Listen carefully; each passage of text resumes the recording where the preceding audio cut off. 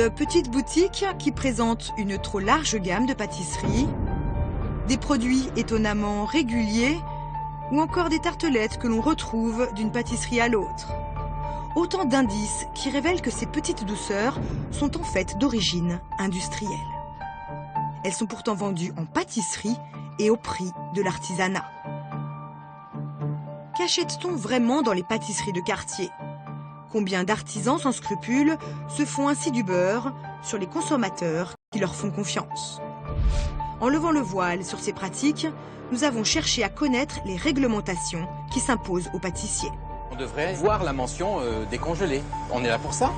Des dérives contre lesquelles des professionnels se mobilisent et ont décidé d'agir. D'ouvrir des cartons avec un cutter, donc à part se couper, on risque rien. Car aujourd'hui, l'industrialisation touche la filière pâtisserie à tous les niveaux. À faire, vous voyez, ça a 3 minutes à peine et voilà, la tartelette est préparée. Jusqu'aux enseignes de prestige, dont certaines revendiquent leur production de masse en tordant le cou aux critiques. Je réponds que c'est des conneries. Aujourd'hui, ma famille a prouvé qu'on pouvait grandir dans le monde sans toucher à la qualité. Mais qui sont ces industriels que l'on montre du doigt? Sont-ils l'avenir de la pâtisserie française ou une vraie menace pour nos artisans? Nous, on n'est pas en train de pousser les artisans dans le gouffre, au contraire. Notre enquête nous emmènera au cœur de ces usines et de certains petits secrets de fabrication. Les pâtissiers de chez le nôtre viennent dans nos usines, on travaille ensemble. Car la qualité n'est pas toujours là où on l'attend. Ça, c'est pas bon, c'est tout. Roulement de tambour. Artisanal. Ah ouais. À l'autre extrémité de la filière, certains pâtissiers jouent la carte de l'excellence. Je voulais avoir ce côté fraîcheur à la minute. Et présentés comme des joyaux, les créations les plus raffinées s'arrachent à prix d'or.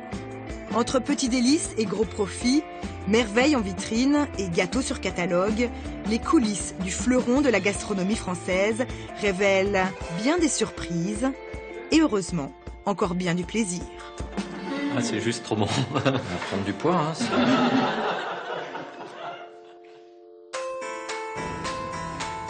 Notre enquête commence par une question dérangeante. En caméra cachée, nous nous rendons chez des artisans de la capitale qui, selon nos informations, vendent des pâtisseries industrielles sans le dire à leurs clients. Les pâtisseries sont faites sur place ou pas?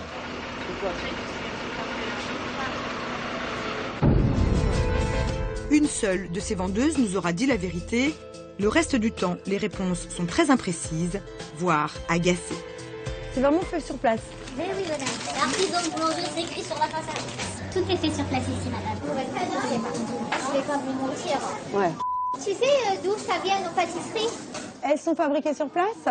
Oui, mais c'est pas dans cette boulangerie-là que c'est le chef. La raison de cette loi du silence, nous la découvrons enfin dans cette pâtisserie où une première vendeuse commence par nous mentir. Est-ce que la pâte est fabriquée ici? C'est fabriqué ici. La pâte, vous la voyez, elle est faite ici. Ici, ouais. On fait les tartes nous-mêmes, on fait le pain nous-mêmes. Mais soudain, une autre vendeuse vient à notre rencontre et lève le voile sur les pratiques de son patron. C'était votre question, c'était savoir si c'était fait ici, les pâtisseries. Oui, voilà. Alors, je vous dis la vérité, c'est pas fait ici. On les achète... Ma collègue, elle peut pas vous le dire parce qu'elle a signé un contrat et dans son contrat, c'est dit qu'elle n'a pas le droit de vous le dire. Moi, j'ai pas encore signé mon contrat, donc c'est pas fait ici. Si le patron apprend qu'il l'a dit, il doit faire son contrat. Des vendeuses tenues au secret par des artisans qui mentent à leurs clients, on est loin de l'image d'Épinal du boulanger-pâtissier, élu cette année personnalité préférée des Français devant le facteur et le pompier. À l'origine de ce problème, un vide juridique. Car si depuis les années 80, l'appellation boulangerie oblige l'artisan à fabriquer son pain totalement sur place, les termes de pâtisserie et de viennoiserie ne sont régis par aucune réglementation. Combien de pâtissiers ont-ils cédé aux sirènes des produits industriels? Difficile à chiffrer, car un même professionnel peut panacher son offre entre gâteaux sortis d'usine et faits maison. Arnaud Deblot est le rédacteur en chef d'un magazine de défense du consommateur. Il s'est bien sûr penché sur ce scandale. Il y a une vraie omerta sur la question, tout simplement parce que les boulangers et leurs représentants professionnels, que ce soit des syndicats ou des fédérations, restent muets sur le sujet. Les fournisseurs, les industriels ne s'étendent pas non plus trop sur leur sujet parce qu'ils ne veulent pas mettre à ternir la réputation de leurs clients. Et donc il est très difficile d'y voir clair. Il y a un certain nombre de chiffres qui circulent et sur l'ensemble de la France, on dit que grosso modo, un croissant sur deux ne serait pas fabriqué dans la boulangerie. Selon les fédérations professionnelles, aujourd'hui, plus de 20% des pâtisseries vendues en France sont issues de l'industrie. Plus de 30% du pain. Un pourcentage qui monte jusqu'à 75% pour les viennoiseries qui seraient d'origine industrielle. Des chiffres accablants dont le consommateur est la première victime. Il n'y a pas de danger pour le consommateur, a priori, dans la mesure où effectivement l'industrie agroalimentaire est quand même très surveillée en France. Simplement, c'est vrai que le consommateur, dans sa tête, le boulanger-pâtissier, c'est quelqu'un qui fait tout lui-même. Et en réalité, ce n'est pas le cas. Donc, il y a une petite tromperie pour lui. Donc, il y a une partie du rêve, entre guillemets, qui s'écroule. Contre ces pâtissiers indélicats, certains artisans ont décidé de contre-attaquer. Blois, 5 h du matin. Nous avons rendez-vous dans cette pâtisserie. Ici, tout est fait maison. Et dans le laboratoire, c'est le festival des saveurs et des couleurs.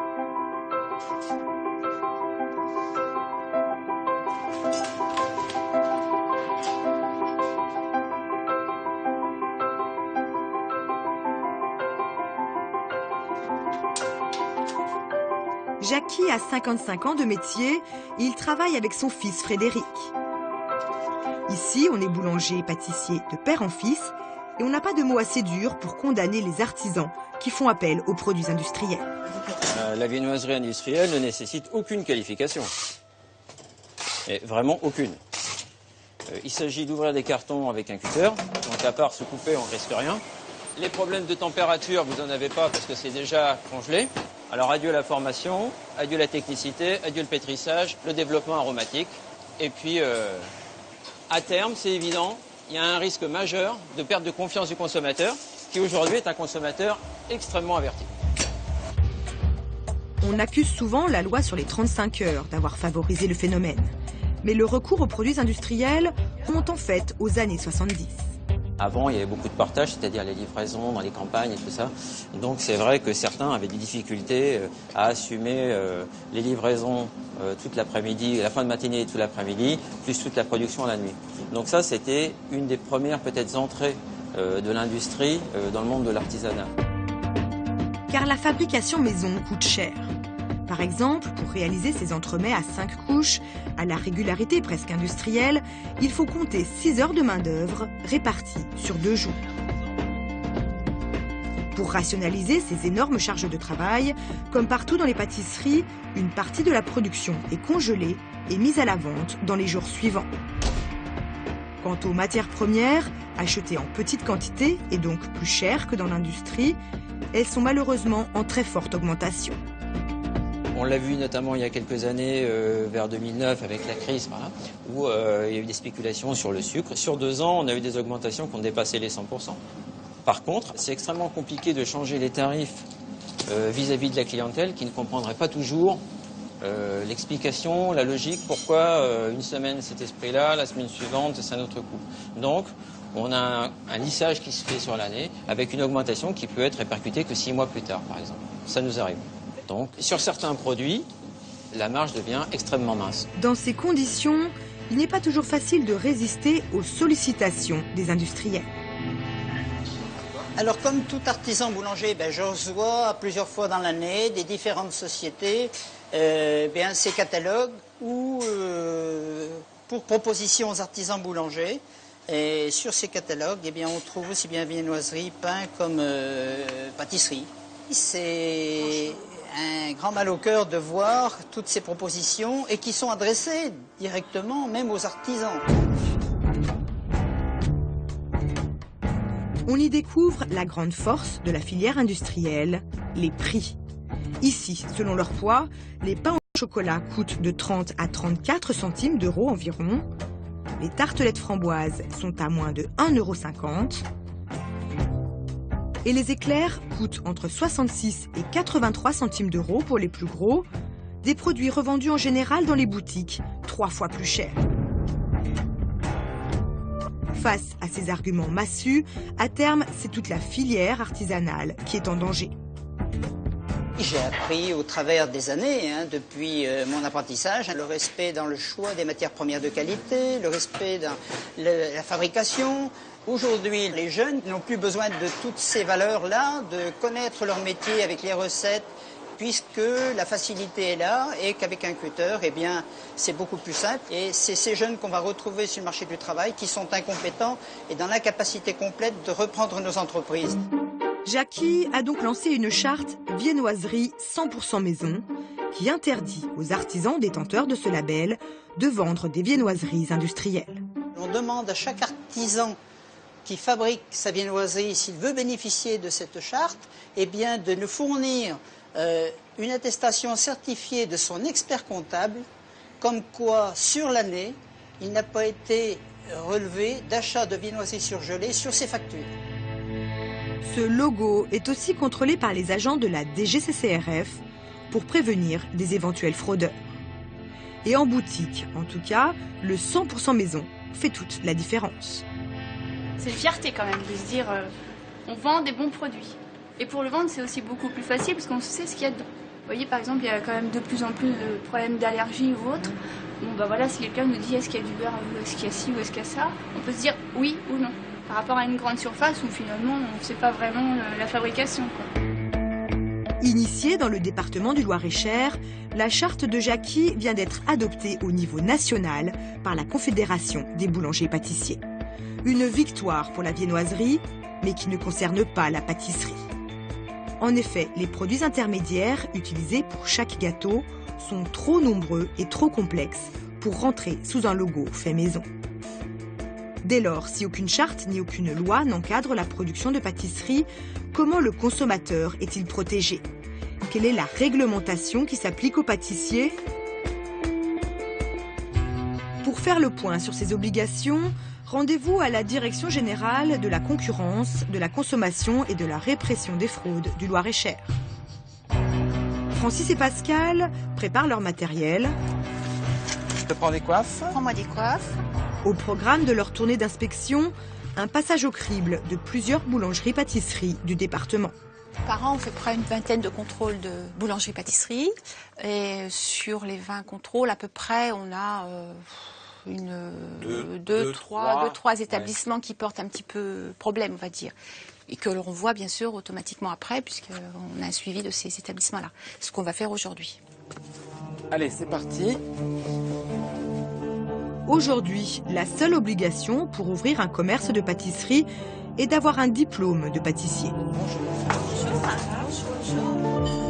Habillés de leur tenue réglementaire, Francis et Pascal vont vérifier les nombreuses règles sanitaires qui s'imposent aux pâtissiers. De la date limite de consommation aux conditions de stockage, sans oublier l'hygiène des locaux. Ici, le pâtissier ne s'est pas mis aux normes, car souvent, selon les professionnels, les réglementations sont compliquées, changeantes, et les coûts sont énormes. Tout rénové, il y en a encore pour 50 000 €.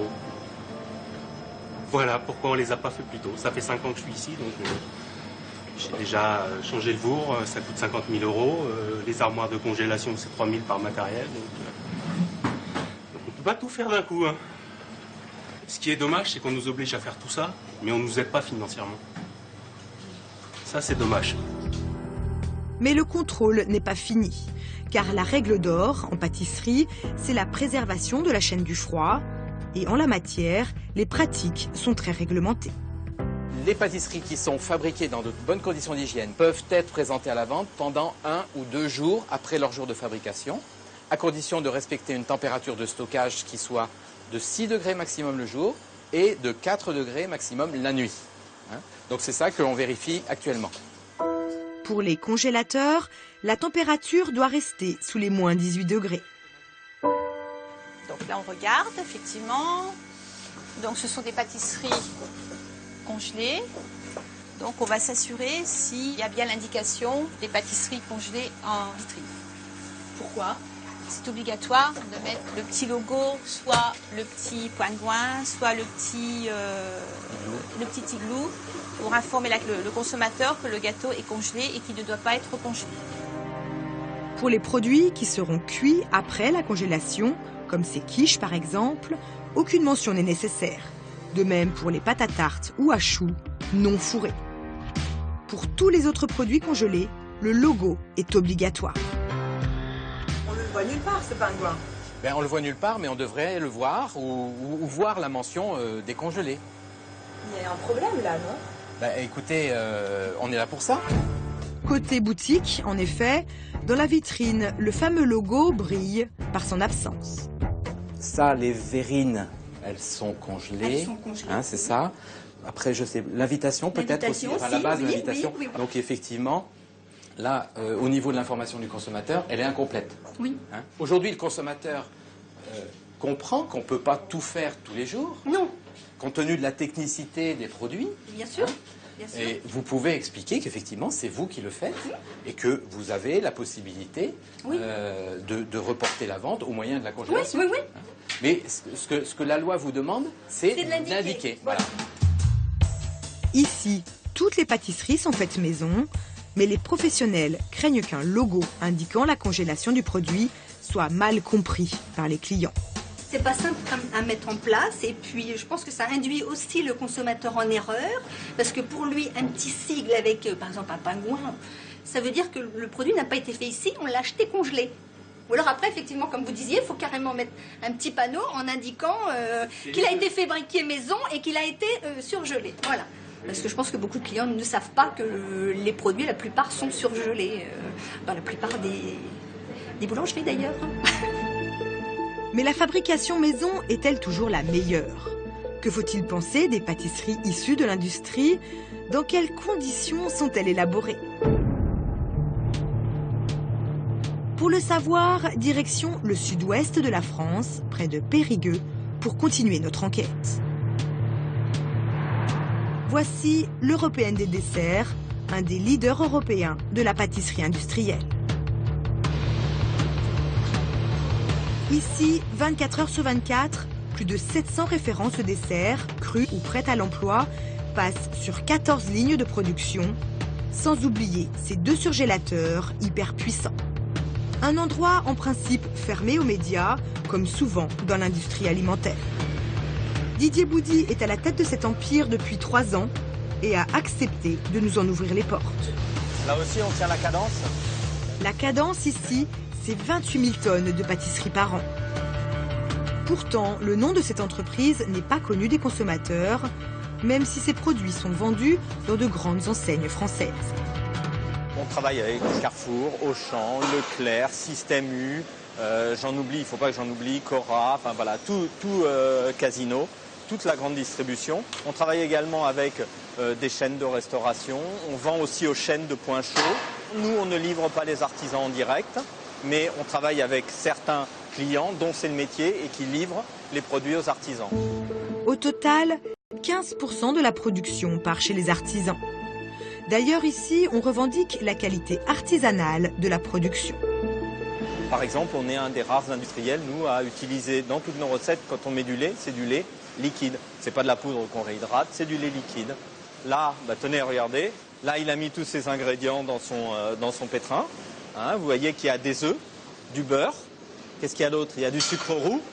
Enfin, c'est des ingrédients tout à fait standards, mais dans des contenants qui sont bien plus importants. Pourtant, les pâtisseries industrielles ont longtemps eu mauvaise réputation, notamment à cause des additifs. Il peut y en avoir. Après, ça dépend de la stratégie de chaque entreprise.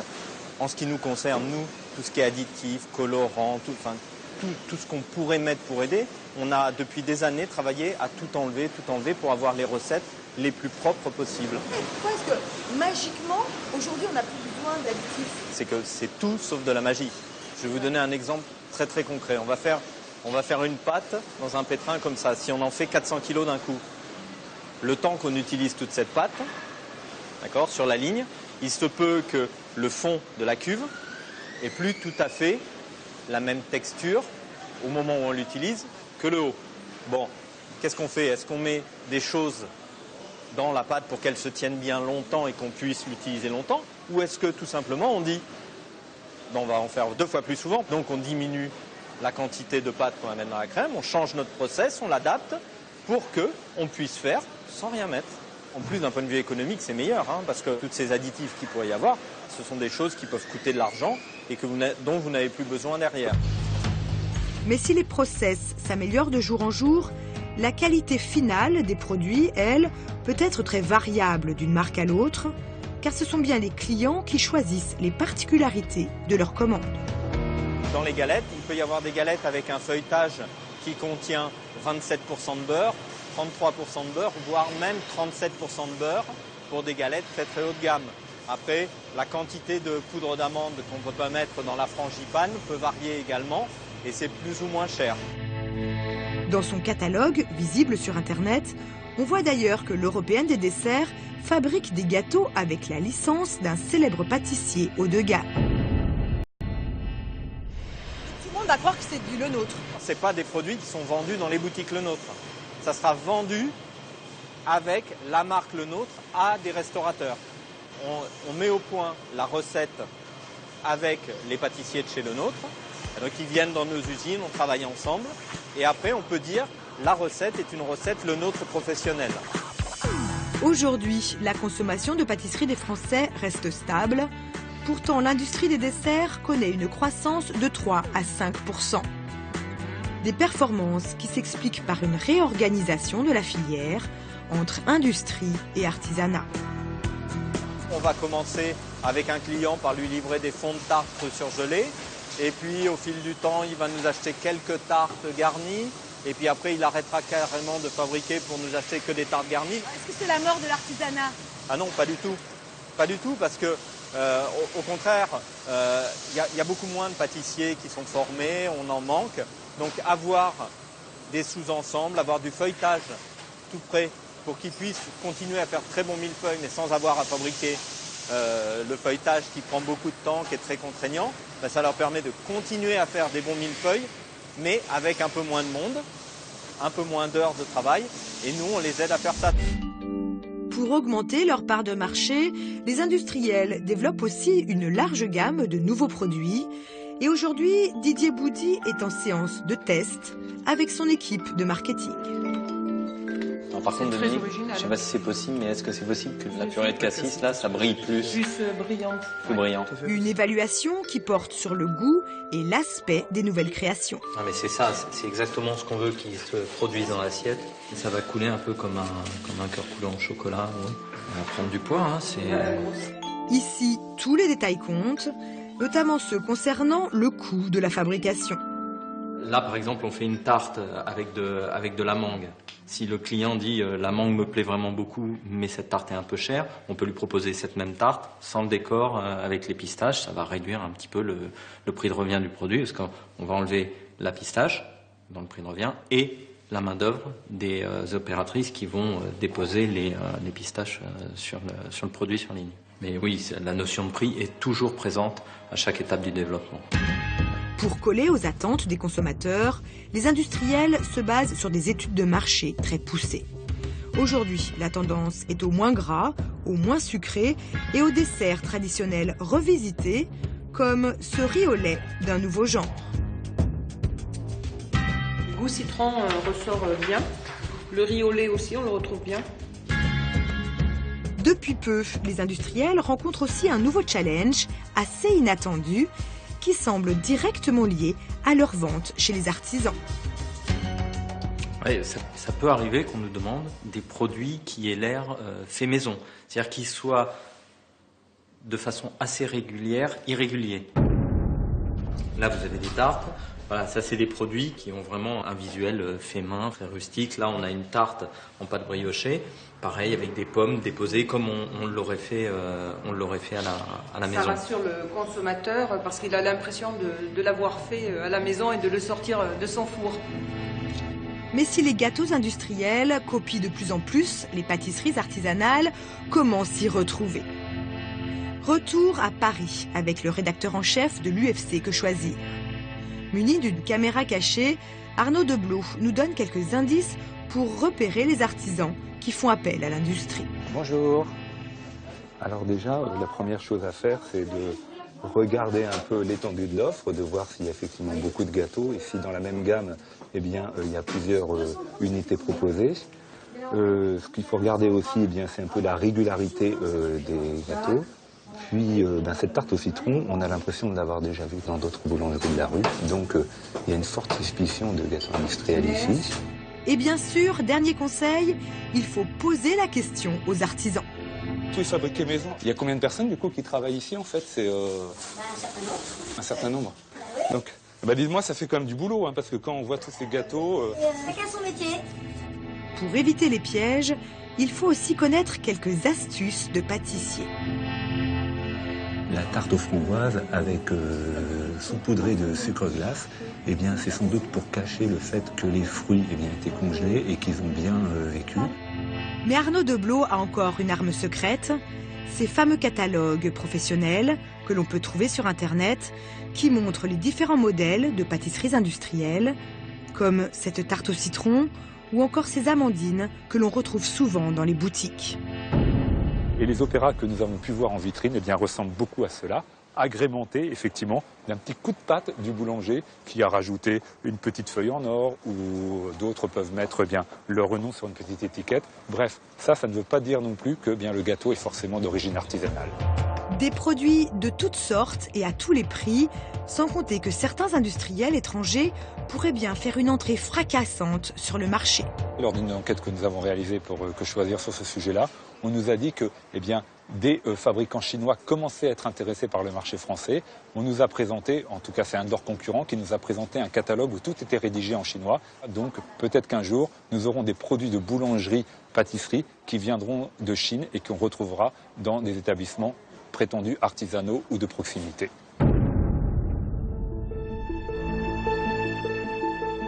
Aujourd'hui, si les Français se fournissent encore à plus de 60% chez leurs artisans, 26%, soit près d'un quart de la pâtisserie consommée en France, est achetée en super ou en hypermarché.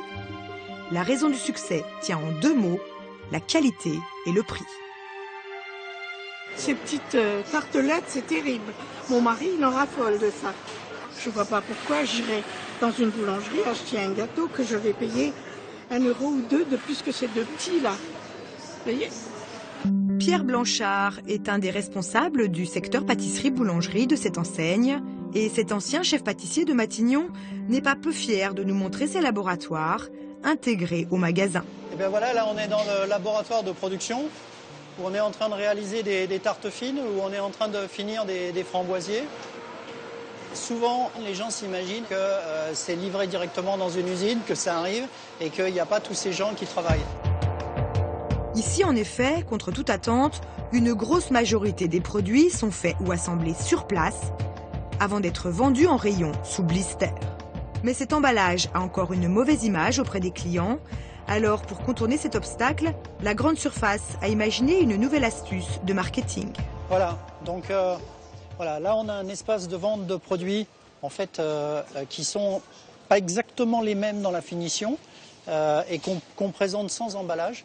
Il y a des clients aujourd'hui qui n'achetaient pas de la pâtisserie, qui ont acheté ici, et qui ont pu découvrir que les produits étaient bons et qui aujourd'hui retournent acheter des produits de l'autre côté qui sont emballés. C'est vrai qu'on pourrait fermer les yeux, on n'est pas à Carrefour et on pourrait croire que nous sommes dans un grand pâtissier à Paris. Aujourd'hui, les grands concurrents des super et des hypermarchés en matière de pâtisserie, ce sont bien sûr les freezer centers, ces surfaces spécialisées dans le surgelé. On le retrouve toute la gamme des pâtisseries traditionnelles, de la tarte au citron jusqu'au Mont Blanc individuel. Jean-François Aubry est le rédacteur en chef d'une revue spécialisée dans le surgelé et il connaît tous les secrets de ces magasins, notamment ceux de cette marque aux flocons. Ce qui est important de préciser, c'est que Picard en fait, ne fabrique pas ses produits.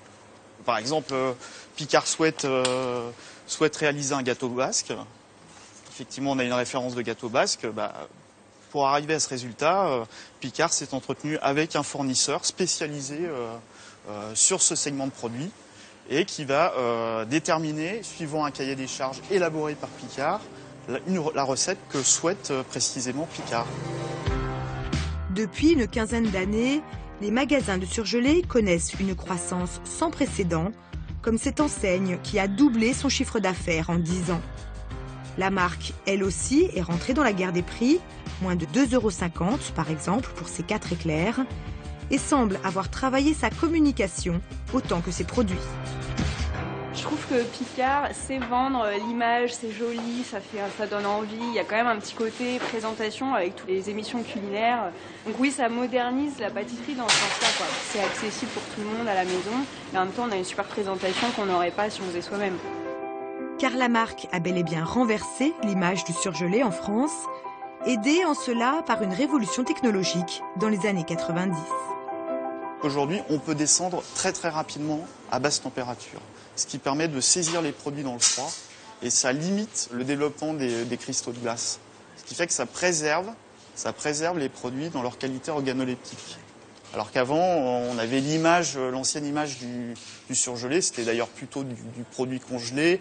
Je sais pas, vous avez les clichés de Vivagel, des blocs d'épinards en briques, c'était pas très folichon.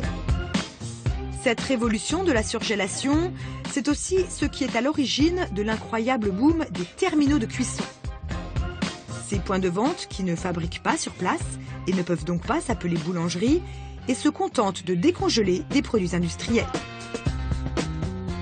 Aujourd'hui, on compte environ 3500 magasins de ce type qui vendent 12% de la pâtisserie et de la viennoiserie française. Et dans ce nouveau genre de boutique, on assume totalement le fait de proposer des produits décongelés.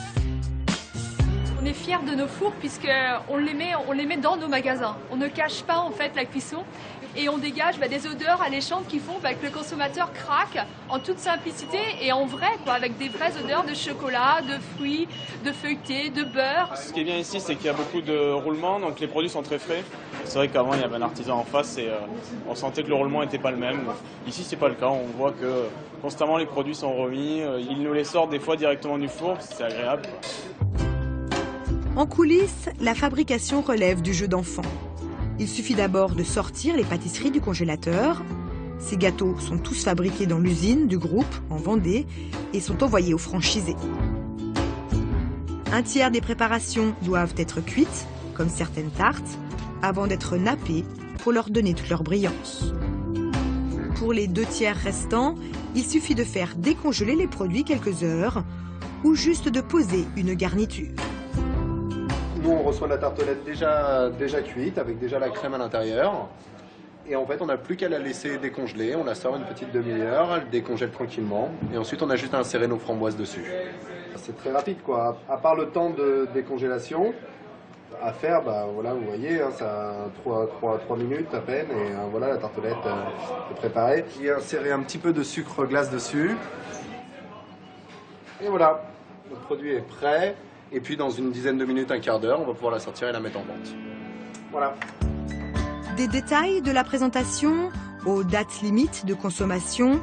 Ici, toutes les procédures sont fixées et rationalisées, ce qui permet aux franchisés de revendiquer la régularité de leur offre.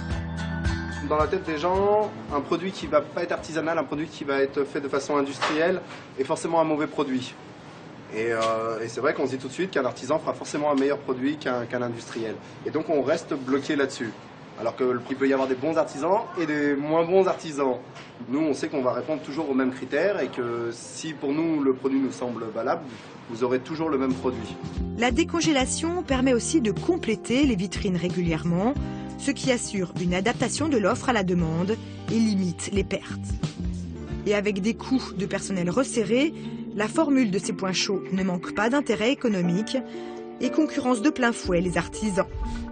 Ici, l'éclair est acheté 55 centimes par le franchisé et revendu 1,75 €, soit 68% de marge brute. Chez un artisan, le prix de revient est d'environ 1,30 € et l'éclair sera revendu 2,10 €, soit environ 38% de marge brute en moyenne, une marge qui passe à plus de 52% pour les viennoiseries. La guerre des chiffres est donc lancée, même si l'enseigne s'est donné un seuil à ne pas franchir dans la qualité des produits. On serait tenté de mettre de la margarine. Tous nos produits de viennoiserie sont faits avec du beurre franc. et un rapport de 1 à 2 entre du beurre frais et de la margarine. Environ 4 € du kilo du beurre frais, environ 2 € du kilo de la margarine. Vous faites le calcul. Et nous utilisons environ 900 tonnes de beurre par an. Du coup, si les industriels visent la qualité, les artisans ont-ils toujours le monopole du goût?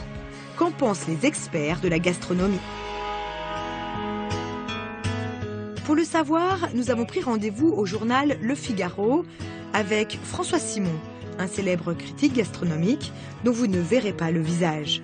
Chaque semaine, il organise avec son équipe et le maître pâtissier Christophe Felder ces fameux tests gourmands comme ici, avec cette trentaine de croissants. 3,5 en quoi? En nez et 4,5 en feuilletage. Vous le descendez alors?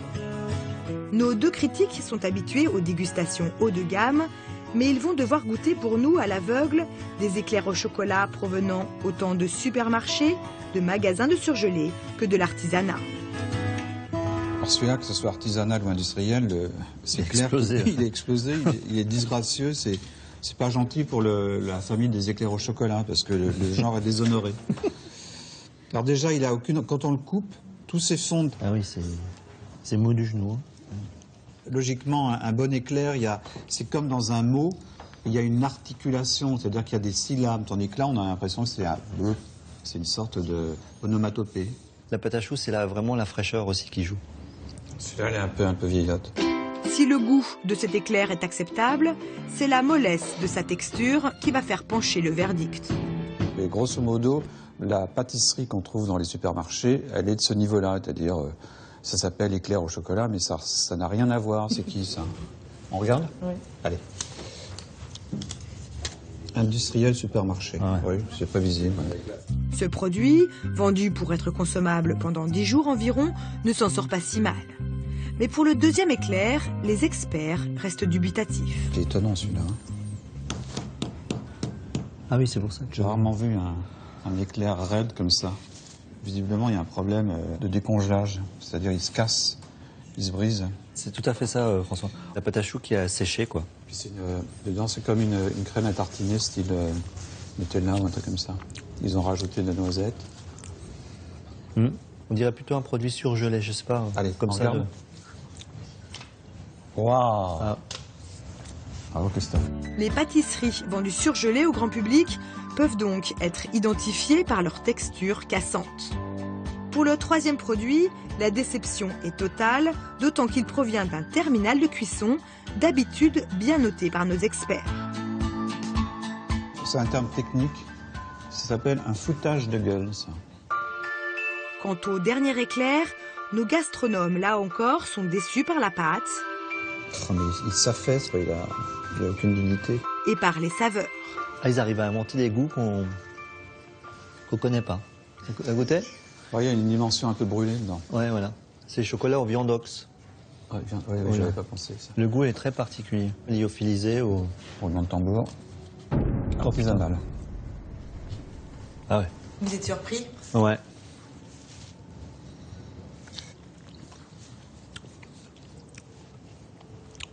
On n'a pas le vrai goût chocolat marqué. Donc on est un peu déçu. Ça paraît presque un peu salé parfois. C'est pas puissant.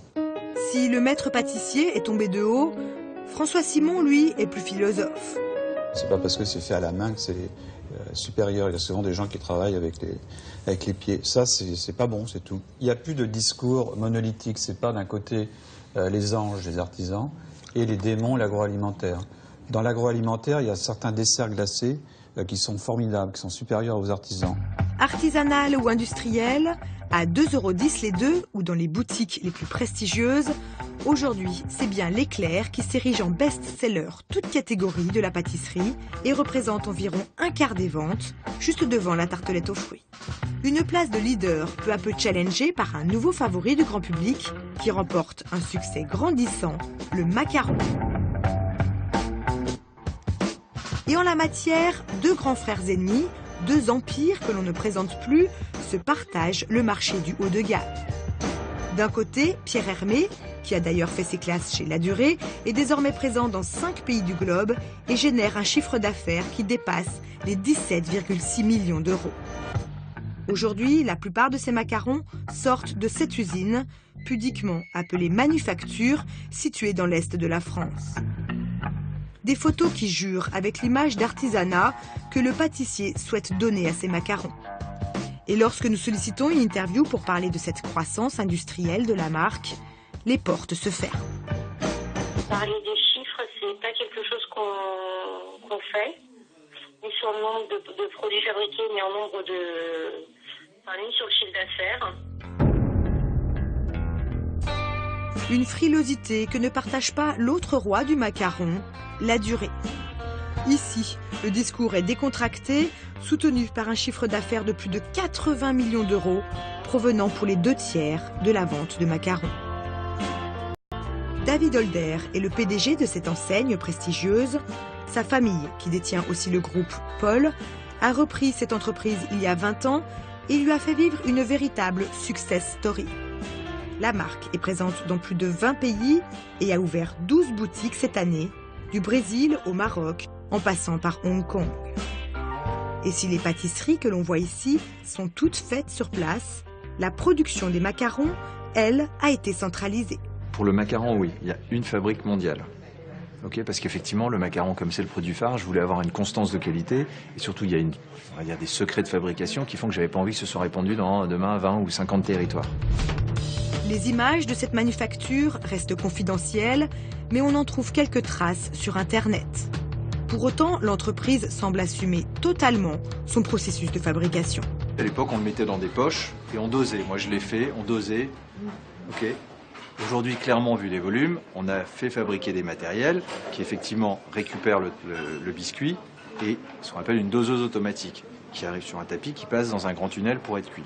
Et en fait, on a rationalisé, on ne peut pas dire industrialisé, un certain nombre de choses. Il y a un four de 18 mètres, il y a des choses qui permettent de produire en plus grande quantité, mais par contre, tout ce qui est en amont et à la fin, surtout la partie où on récupère les coques de macarons, de biscuits, où elles sont garnies et surtout où on les assemble, toute cette partie-là continue à être faite de manière traditionnelle pour pouvoir vérifier effectivement que les produits sont beaux, que les produits sont réguliers et que le produit est apte à être vendu chez la durée, puisqu'encore une fois, notre clientèle est habituée à un produit il doit être parfait. Dès lors, le président ne se gêne pas pour clouer le bec à ceux qui font le procès de son industrialisation. Comment vous répondez aux gens qui disent macaron, la durée, c'est devenu de l'industrie? Je réponds que c'est des conneries, parce que j'invite ces gens, c'est sincèrement, c'est un non-sens. Aujourd'hui, je veux dire, ma famille a prouvé qu'on pouvait grandir dans le monde sans toucher à la qualité. On est sur les mêmes matières premières, on est sur les mêmes process. Je vais presque dire que le macaron aujourd'hui, il est meilleur qu'il n'était à l'époque. Parce qu'on a travaillé dessus, enfin je veux dire, mais il n'a pas évolué en tout cas dans le sens de la non-qualité. Un macaron ayant une durée de vie de 5 jours, l'entreprise a aussi adopté une autre technique moderne pour favoriser son développement. Et que ça part loin, bien sûr pour des raisons d'hygiène déjà, bien entendu, bactériologiques on va dire, et des raisons également écologiques. Le macaron est hiberné, de telle sorte à ce qu'il puisse voyager par voie de mer et qu'il bouge absolument pas pendant le transport. Et après, il est remis en température sur place. Hiberné, ça veut dire ? C'est plus joli. Quand je l'ai, en plus joli. On est dans la romance, il faut rester poétique. Une poésie au centre du marketing de la marque qui s'est construite avec tous les codes du luxe. J'ai jamais, moi, géré cette maison comme une maison pâtissière. J'ai voulu faire de cette maison une maison avec une marque forte, qui soit une marque notoire, autour d'un produit. Donc, comme dans la mode, on a créé des collections en s'inspirant des tendances, en s'inspirant des couleurs, mais on a sublimé ce produit. C'est-à-dire qu'autour du produit, on a créé des packagings absolument extraordinaires. Jamais personne ne jette un emballage lasuré. C'est pas des emballages, c'est des boîtes de collection. Un exemple suivi par de plus en plus de pâtissiers à Paris qui eux aussi ont fait le choix du luxe. Ces boutiques ressemblent à des bijouteries où les gâteaux sont même présentés sous cloche comme des pièces rares et où les prix commencent autour de 5 € minimum pour chaque douceur. Certaines enseignes s'installent même à 2 pas des marques de luxe, comme ce salon de thé très délicat situé au cœur du temple de la mode parisienne. Ici, les prix vont de 6 à 8 €, mais les clientes sont aux anges. Ce que je viens chercher ici, c'est une pâtisserie qui me fait rêver. Et avec tout ce que ça comporte de poésie et d'imaginaire. Regardez ce gâteau, c'est une fleur. Ah, c'est quand même extraordinaire. On se fait plaisir, et quand on se fait plaisir, on ne regarde pas forcément le prix. C'est un petit gâteau, c'est pas un manteau de fourrure. Faut relativiser quand même. Hein. Frédéric Adida est un spécialiste des tendances en matière de pâtisserie. Il fréquente donc toutes les nouvelles adresses, comme ici, pour repérer les vrais talents autant que les fausses modes. Le concept de pâtisserie haute couture a été lancé il y a 8 ans par Pierre Hermé. Depuis, cet art de bouleverser les formes et les codes de la tradition a explosé dans la capitale. Des pâtisseries un peu concept, un peu artisanales, un peu à la mode, il y a une dizaine d'années, il n'y en avait pas à Paris. Aujourd'hui, il en ouvre une tous les 6 mois. Une tendance de fond qui souvent surfe avec le snobisme parisien. Les pâtissiers qui sont assez malins parce qu'ils comprennent que les gens ont besoin de ça et ont besoin de se valoriser dans l'idée qu'ils ont découvert des endroits. Et c'est vraiment la phrase du Parisien, c'est « Tu sais, moi j'ai trouvé un petit pâtisserie à côté de chez moi, ils font des trucs tellement bien, il faut vraiment que je te fasse goûter. Tu me donnes l'adresse? Ah non, je ne peux pas te donner l'adresse parce que c'est tellement confidentiel. » Ils ne se donnent pas les adresses, quoi. C'est devenu secret. Mais au-delà des modes, le développement des pâtisseries haut de gamme a une origine bien précise, l'ambition des jeunes talents travaillant dans l'hôtellerie. On se rend compte qu'il y a un phénomène. Il y a des pâtissiers qui ont à peu près la trentaine, voire la quarantaine, qui sont restés assez longtemps dans des grands palaces, le Plaza, le Georges V, anciennement le Crillon, et qui sont consultants par exemple, et ils ont envie enfin d'ouvrir leur propre pâtisserie, d'être le propriétaire. Ils vont s'associer avec des investisseurs et ils vont avoir envie de montrer aux autres ce dont ils sont capables de faire sans avoir de hiérarchie, sans avoir de patron. Mais avec la multiplication de ces boutiques, un danger menace. Chacun va essayer de trouver l'idée du siècle. Je vais ouvrir une boutique spécialisée dans le chou à la crème. Extraordinaire. Je vais proposer un seul produit décliné sous 25 formes différentes. Est-ce que c'est cela que les clients attendent en termes de goût, en termes de saveur, en termes de proposition? Je ne suis pas sûr. Face à ces pâtisseries à la mode, certains ont fait le choix de revenir à l'essentiel, la qualité et la fraîcheur des produits.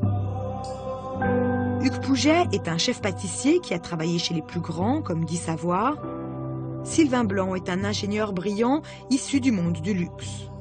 Il y a 3 ans, ses 2 amis d'enfance ont décidé de créer cette pâtisserie aux allures de bijouterie, au logo en forme de poinçon et qui propose des gâteaux à la façon d'un cabinet de curiosité.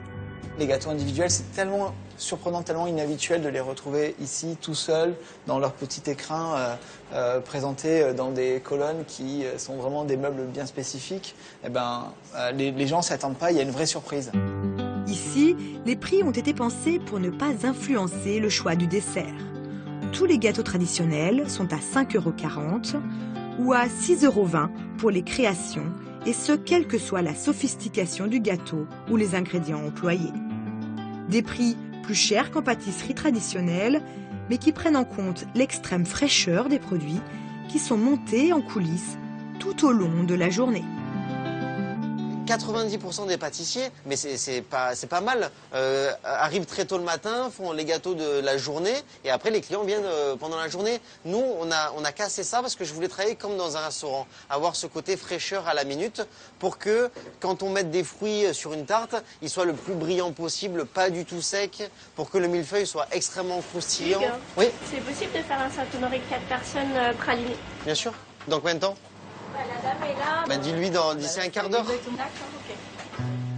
Dans sa recherche de la qualité maximum, cette maison a opté pour un autre grand parti pris, ne travailler que les fruits de saison. Il y a un intérêt, le premier c'est le goût. Alors, la clémentine en pleine saison elle est meilleure que très très tôt ou très très tard, comme les fraises. Et il y a un intérêt économique, pour ne citer que la fraise en tout début de saison, qui est les premières gariguettes vers le 10 avril, elles vont coûter 20 € du kilo. En pleine saison, elles seront à 8. Et c'est un intérêt pour nous, c'est un intérêt pour nos clients, parce que si on achète les fraises 20 € le kilo, ben on ne pourra pas vendre les tartes au même prix que si on les achète 8. En hiver, Hugues utilise donc surtout des agrumes, de la mandarine au citron, en passant par le fruit à la mode, le kumbawa. Des saveurs qui se retrouvent sur des tartes au design assez original.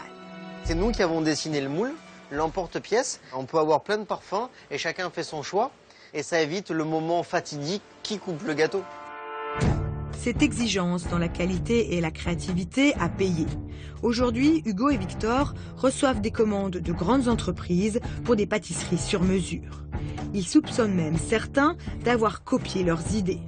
Comme par exemple ce fond de tarte monopare que l'on retrouve dans certains catalogues d'industriels.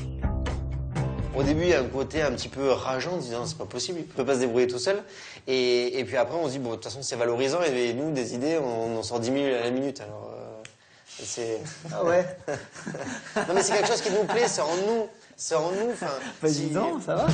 Les deux compères gardent les pieds sur terre, même si, comble de reconnaissance, ils reçoivent désormais la visite de grosses multinationales de l'agroalimentaire qui viennent dans leur boutique pour déguster et s'inspirer officiellement de leur création. Et puis ils nous contactent pour régulièrement privatiser la boutique. Ils viennent avec un petit peu leur manager R&D du monde entier et ils font des brainstorms avec nous. Et souvent ça fait l'objet de... Ils font des tours à Paris, donc ils vont passer 2 heures chez nous, 2 heures à droite, à gauche.